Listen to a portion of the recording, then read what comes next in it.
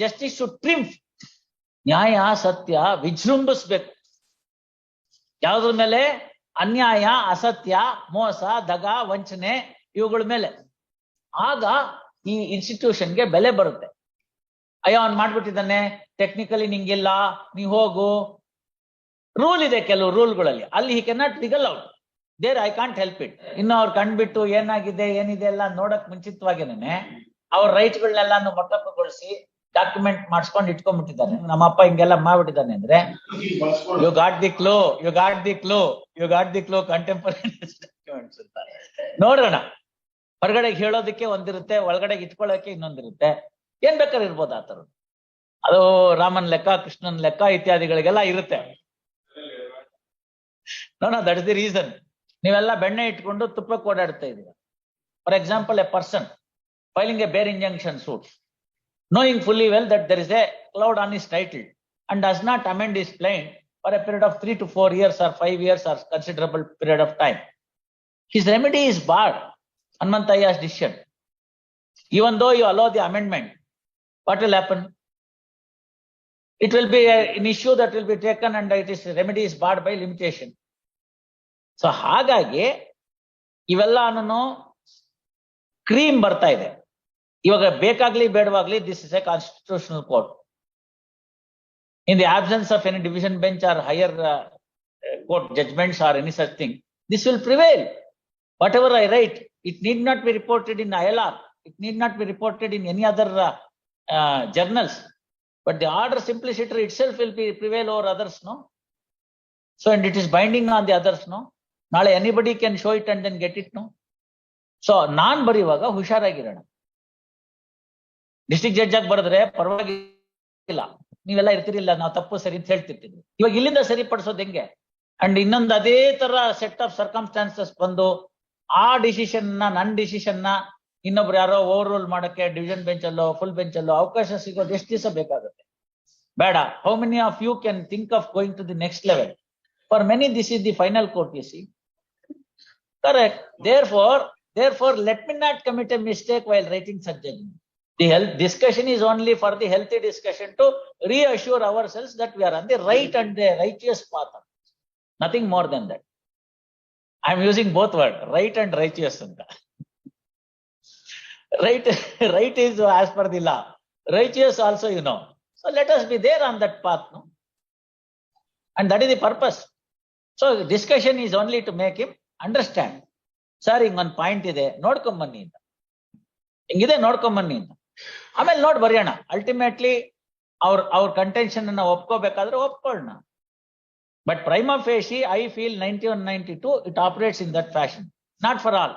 ನೀವು ನೋಡಿರ್ಬೋದು, unregistered document ಎಲ್ಲಾನು ಕಂಟೆಂಟ್ಸ್ ಆಫ್ ಡಾಕ್ಯುಮೆಂಟ್ಸ್ಗೆ ನೀವು ಕೇಳಂಗಿಲ್ಲ ಅಂತ ಮಾಡಿ ಬಾಯ್ ಕಟ್ಸಕ್ ನೋಡ್ತಾರೆ. It is impermissible for you to act, you to take a stand under 92. Requirement of 91 is necessary. I had argued this matter before Justice Manjula Chellur here. Somewhere Melgade, Mr. Ram Bhatt was opposing us. Senior counsel Ram Bhatt was opposing us in that matter. But argued. Then nobody had said that this is the requirement. And this judgment clearly is now ide point ne argument madididdu. Before you go to 92, you must satisfy 91 ಅಂತ.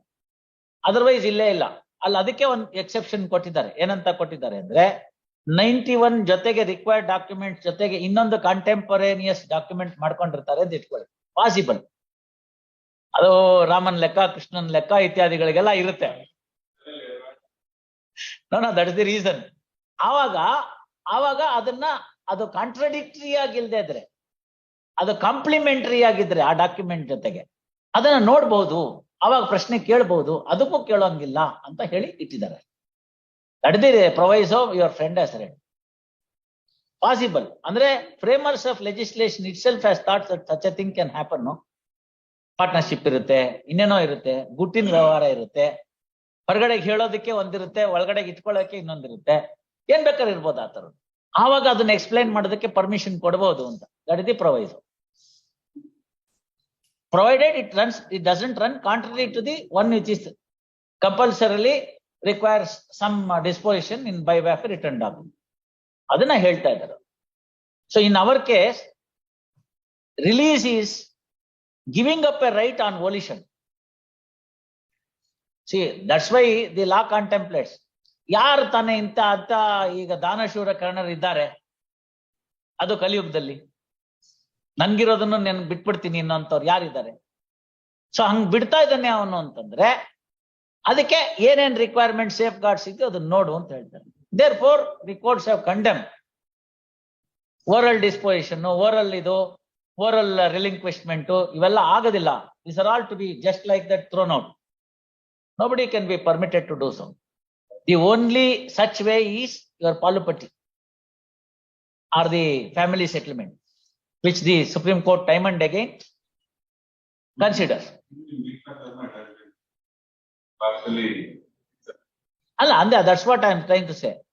So, alli enagide andre, by such documents, you are not creating any new right. It is re-recognizing the existing right in a different form. Therefore, palupatti, family settlement, ಇವುಗಳಿಗೆಲ್ಲ ನಾವು ಮಾನ್ಯತೆ ಕೊಡ್ತಾ ಬಂದಿದ್ದು. ಅದಾದ್ಮೇಲೆ ಏನೇನ್ ಪಾರ್ಟಿಗಳು ಮಾಡ್ತಾ ಬಂದ್ರು, how the parties have behaved thereafter. Here is a person who preempted all his young sons to enjoy the property much earlier. ಇನ್ನು ಅವ್ರು ಕಂಡ್ಬಿಟ್ಟು ಏನಾಗಿದೆ ಏನಿದೆ ಎಲ್ಲ ನೋಡಕ್ ಮುಂಚಿತವಾಗೇನೆ ಅವ್ರ ರೈಟ್ಗಳನ್ನೆಲ್ಲಾನು ಮೊಟಕುಗೊಳಿಸಿ ಡಾಕ್ಯುಮೆಂಟ್ ಮಾಡಿಸ್ಕೊಂಡು ಇಟ್ಕೊಂಡ್ಬಿಟ್ಟಿದ್ದಾರೆ ಇರ್ಬೋದು, for whatever be the reasons. But they have done the document. If they have come to know at a particular point of time ನಮ್ಮಪ್ಪ ಹಿಂಗೆಲ್ಲ ಮಾಡ್ಬಿಟ್ಟಿದ್ದಾನೆ ಅಂದ್ರೆ ಅಂತ ಬರ್ಕೊಂಡಿದ್ದಾರೆ. ಆ 25,000 ಏನ್ ಕರೆದ್ಬಿಟ್ಟು ಒಬ್ಬೊಬ್ಬನ್ಗೂ ಗರಿ ನೋಟ್ ಕೊಡ್ಲಿಲ್ಲ. ನಿನ್ 25,000 ನಿನ್ ರೈಟ್ ತಗೊಂಡ್ಬಿಟ್ಟಿದೀನಿ, ಅದಕ್ಕೆ ಅಲ್ಲಿ ವ್ಯಾಪಾರಕ್ಕೆ ಹಾಕೊಂಡಿದೀನಿ ಅಂತ. You got the clue. Contemporaneous documents ಅಂತಾರೆ. ನೋಡೋಣ, ಇಲ್ಲ ಅಂತ ಯಾರು ಹೇಳಿದ್ರು? ರೈಟ್ ಬೇಕಲ್ಲ ಸರ್, ರೈಟ್ ಬೇಕಲ್ಲ. ದಿ ಸೇಮ್ ಬಿಲ್ಡಿಂಗ್ ಅಲ್ಲಿ ಇದೀನಿ ಅಂದ್ರೆ ರೈಟ್ ಬೇಕಲ್ಲ. ನಾನು ಈ ಬಿಲ್ಡಿಂಗ್ ಅಲ್ಲಿ ಇದೀನಿ ಈಗ 28/3/2028ಕ್ಕೆ ಸಾಕು ಸರ್ ಅಂತ ಹೇಳ್ತಾರೆ. ಆಮೇಲೆ 1 ತಿಂಗಳು lien on the chamber, car, sub staff ಎಲ್ಲ ಹೋಗ್ಲಿ ಪಾಪ ಅಂತ. ಅದಾದ್ಮೇಲೆ ಏನ್ ಮಾಡ್ತಾರೆ? ಅದಾದ್ಮೇಲೆ ಬಂದ್ ಬಿಲ್ಡಿಂಗ್ ಅಲ್ಲಿ ಇದೀನಿ ಅಂದ್ರೆ ಏನ್ ಮಾಡ್ತಾರೆ ಸರ್? ರೈಟ್ ಅಲ್ವಾ? C, that is where the jurisprudence comes into picture. That right comes to an end. It is an associated right ಅಲ್ಲ. ನೀವು ಅಲ್ಲಿ ಇದೀರಿ ಅಂತಂದ್ರೆ ಇದೀರಿ ಅಷ್ಟೇನೆ. On what basis? You can't say. That is as simple as that. You are no less a person than a license. Involve the document, registered document. ಅಷ್ಟೇ, ಅಲ್ಲಿ ಹಂಗ್ ಬರುತ್ತೆ. ಅದಕ್ಕೆ ಅವತ್ತೆಲ್ಲ ನಾನು ಅಷ್ಟು ಹೋದ್ಸತಿ ರೋಸ್ಟರ್ನಲ್ಲಿ ಕೂತ್ಕೊಂಡು ಸಾಲ್ವ್ ಮಾಡ್ಕೊಳ್ಳಿ. ನೀವು ಮಾಡ್ಕೊಳ್ಳಿಲ್ಲ, ಏನಾದ್ರು ಕೂತ್ಕೊಂಡು ಮಾಡ್ಕೊಂಡ್ರೆ ಇವತ್ತಿಗೂ ಆಗುತ್ತೆ. ನೀವೆಲ್ಲ ಬೆಣ್ಣೆ ಇಟ್ಕೊಂಡು ತುಪ್ಪಕ್ಕೆ ಓಡಾಡ್ತಾ ಇದೀರ. ಫಸ್ಟ್ ಕ್ಲಾಸ್ ಆಗಿದೆ, ಅಲ್ಲಿ ವ್ಯಾಲ್ಯೂ ಇದೆ, ಪ್ರಾಪರ್ಟಿಗೆ ಬೇಕಾದಾಗ ವ್ಯಾಲ್ಯೂ ಇದೆ. ಕೂತ್ಕೋಬೇಕು, ನನ್ಗಿಷ್ಟು ನಿನ್ಗಿಷ್ಟು ಅಂತ ತೀರ್ಮಾನ ಮಾಡ್ಕೋಬೇಕು, ಏನ್ ಬೇಕು ಹೊರಗಡೆ ಹೋಗ್ಬೇಕು. That the best way. ಈಗಾದ್ರೂ ಕೂತ್ಕೊಂಡು ರಾಜ್ಯದಲ್ಲಿ ಅದನ್ನೇ ಯೋಚನೆ ಮಾಡಿ. ನಿಮ್ ರೈಟ್ ಏನಿದೆ ಅದನ್ನ ಕೇಳಿ. ಕೇಳುವಾಗ ಒಂದು 4 ಅಣಿ ಜಾಸ್ತಿ ಕೇಳಿ. ನಾನು ಎಷ್ಟು ದಿನ ನೀವು ಅಲ್ಲಿ ಕೂತ್ಕೊಂಡಿದ್ರು ಅದ್ ನಿಮ್ದು ಆಗಲ್ಲ. ರೈಲಲ್ಲಿ ಬಸ್ಸಲ್ಲಿ ಟಿಕೆಟ್ ತಗೊಂಡಾದ್ಮೇಲೆ ಸ್ಟೇಷನ್ ಬಂದ ತಕ್ಷಣ ಇಳಿಬೇಕು. There out it is somebody else's seat. You see, you have done so. You had the right, you have given up. ಇನ್ ಮುಂದಕ್ಕೆ ಇನ್ನೇನು ಉಳ್ಕೊಳ್ಳಲ್ಲ. ಕಠೋರ ಹೃದಯದವ್ರು ಬಂದ್ರೆ ಇಷ್ಟು ಮಾತಾಡಲ್ಲ, ಸುಮ್ಮನೆ ಕೂತ್ಕೊಂಡು ಡಿಕ್ಟೇಷನ್ ಕೊಟ್ಟಿರ್ತಾರೆ. ಅವತ್ತೇನ್ ಮಾಡ್ತೀರಿ? ಧರ್ಮಕರ್ಮ ನೋಡೋರಾದ್ರೆ ಪರವಾಗಿಲ್ಲ, ಇಲ್ದೇ ಇದ್ದವ್ರಿದ್ರೆ I only go by the Shylockian way of recovery of money ಆಗ್ಬಿಟ್ರೆ ಏನ್ ಮಾಡ್ತೀರಿ? ಅದು ಸ್ಕ್ರಿಪ್ಟೆಡ್ ಡ್ರಾಮಾ, ಇದಲ್ವಲ್ಲ. Everything will be in the black letters on white paper. What you do it? No feelings. I go by the registered document. That it's the matter. It will not. ಈಗ ಒಂದು ಅವಕಾಶ ಇದೆ, ಕೂತ್ಕೊಳ್ಳಿ, ನೋಡೋಣ ಏನ್ ಮಾಡ್ತಿರೋದು. ಯೋಚನೆ ಮಾಡಿ, ಕೂತ್ಕೊಂಡು ಮಾತಾಡಿ. ಇವಾಗ ನಿಮ್ ಶೇರೇ ಇಲ್ಲ ಅಂತೇನಿಲ್ಲ. ಫಾದರ್ಗೆ ಏನ್ ಬಂತು ನಿಮ್ಗಳು ರಿಲೀಸ್ ಡೀಡ್ ಇಂದ? ಆ ಫಾದರ್ ಶೇರ್ ನಲ್ಲಿ ಈಕ್ವಲ್ ರೈಟ್ ಬರುತ್ತೆ. ಮಿಕ್ಕಿದ ಇಂಡಿಪೆಂಡೆಂಟ್ ರೈಟ್ ಏನಿತ್ತು ಅದು ಉಳ್ಕೊಳ್ಳುತ್ತೆ ಅಷ್ಟೇ. In so far as the joint family business ಇದ್ರೆ file a suit for accounts. We had also contributed. Our 25,000 rupees was put into this business. Give us the account ಅಂತ ಕೇಳಿ. ಯಾರು ಮ್ಯಾನೇಜ್ ಮಾಡಿದ್ರೋ, ಯಾರು ಅದ್ರ ಹತ್ರ ಹೇಗಿದ್ಯೋ ಅವ್ರು ಕೊಡ್ತಾರೆ, ಅಕೌಂಟ್ಸ್ ಕೊಡ್ಬೇಕಾಗುತ್ತೆ. ಯಾವ್ದು ನನ್ನ ಸಣ್ಣ ಅನುಭವದಲ್ಲಿ ಸೂಟ್ ಫಾರ್ ಅಕೌಂಟ್ಸ್ ಡಿಗ್ರಿ ಆಗ್ಲೇ ಇಲ್ಲ. ಆದ್ರೂ ಕೂಡ ಅದು ಎಕ್ಸಿಕ್ಯೂಷನ್ ಹೋಗ್ಲಿಲ್ಲ. ಫುಟಲ್ ಎಕ್ಸೈಸ್ ಅಂದ್ರೆ ಏನ್ ಮಾಡ್ತೀರಿ ಹೇಳಿ? ಅಲ್ಲ, ಯು ಆರ್ ರೈಟ್. ನನ್ನ ಹತ್ರ ಒಂದು ಕೇಸ್ ನಡೆಸ್ತಾ ಇದ್ದೆ. NB ಕುಲಕರ್ಣಿ ಅಂತ ಡಿಸ್ಟ್ರಿಕ್ಟ್ ಜಡ್ಜ್ ಇದ್ರು, ತಮ್ಗೆ ನೆನಪಿರ್ಬೇಕು. Portal number 14 Nagaraj B Kulkarni ಅಂತ ಬಹಳ ಕಷ್ಟಪಟ್ಟು ಒಂದು ಕೇಸ್ ನಡೆಸ್ತೆ. 497/82 ಅಂತ ಸೂಟ್ ಫಾರ್ ಅಕೌಂಟ್ಸ್, ಅದು ಪಾರ್ಟ್ನರ್ಶಿಪ್ ಮೇಲೆ ಇದೆ, ಹಿಂಗೆಲ್ಲ ಆಯ್ತು ಅಂತ. ಆಲ್ಮೋಸ್ಟ್ ಆರ್ಗ್ಯುಮೆಂಟ್ ಸ್ಟೇಜಿಗೆ ಬಂದಿತ್ತು, ಆಗ್ಲಿಲ್ಲ ನೋಡಿ. ಅವ್ರ ನಾನು ಅದಾದ್ಮೇಲೆ ರಿಕ್ರೂಟ್ ಆಗ್ಬಿಟ್ಟೆ, ಆಗ್ಲಿಲ್ಲ. ಅದು ತುಂಬಾ ವರ್ಷ ಬಿದ್ದು ಹೋಯ್ತು. ಎಲ್ಲ ಅಕೌಂಟ್ಸ್ ತರಿಸಿ ಎಲ್ಲ ಇದ್ ಮಾಡಿ ಕೇಳಿ, ಸುಮ್ನೆ ಒಂದೊಂದು ಇರ್ಬೇಕು ಅಂತ, ಒಂದ್ ನಮೂನೆ ಇರ್ಬೇಕು ಅಂತ. How difficult no. 1961 Supreme Court ಇದೆಲ್ಲ suit on accounts and suit for accounts ಅಂತ. ಸೂಟ್ ಆನ್ ಅಕೌಂಟ್ಸ್ ಆದ್ರೆ every entry, suit for accounts ಅಲ್ಲಿ it is like a test match. ಈ ಮುಗಿಯೋದೇ ಇಲ್ಲ ಅದು. I keep on bowling, I don't even bat ಅಂತ. You keep on bowling, I don't even raise my bat. Keep on bowling. So ಅವೆಲ್ಲ ಉಪಯೋಗ ಇಲ್ಲ ಅದು.